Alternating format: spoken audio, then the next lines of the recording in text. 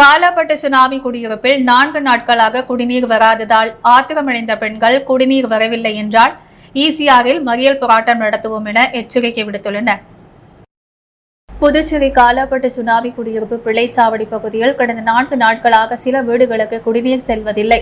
இதன் காரணமாக இன்று அப்பகுதியில் இருந்த பெண்கள் கூட்டாக சென்று டேங்க் ஆபரேட்டர் கேசவனிடம் கேட்டனர். அதற்கு போர்வெல் பழுது ஏற்பட்டுள்ளதாகவும் சரி செய்து குடிநீர் வழங்குவதாக தெரிவித்தார். அப்போது பெண்கள் கடந்த 5 கூடுதலாக 14 லட்சத்துக்கு ஒரு போர்வெல் குடியிருப்பு பகுதியில் அமைக்கப்பட்டு அதை திறந்து விடுங்கள் என்று போர்வெலை தனது மொபைலில் படம் பிடித்து காட்டினர். கூடுதலாக போடப்பட்ட அந்த புதிய போர்வேலும் ரிப்பேர் ஆக இருப்பதாக தெரிவித்ததால் ஆத்திரமடைந்த பெண்கள் எப்படி தண்ணீர் இல்லாமல் குடும்பம் நடத்துவது என்று தண்ணீர் வரவில்லை என்றால் நாளை ஈசிஆரில் மறியல் போராட்டம் நடத்துவோம் என்று எச்சரிக்கை செய்து சென்றுள்ளனர். இதனால் காலாப்பட்டு சுனாமி குடியிருப்பு பகுதியில் சிறிது நேரம் பரபரப்பு ஏற்பட்டது.